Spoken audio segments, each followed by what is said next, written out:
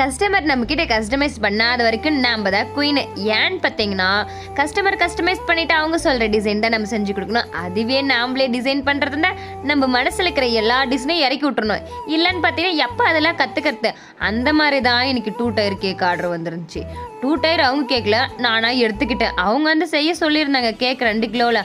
ஆனால் அதை நான் எப்படி பண்ணால் இந்தமாதிரி 2 டயராக மாற்றிட்டேன். இதில் ஒன்று பிரச்சனை என்னன்னா ஒன்று மேலே ஒன்று வைக்கும்போது சொதப்பிடும்.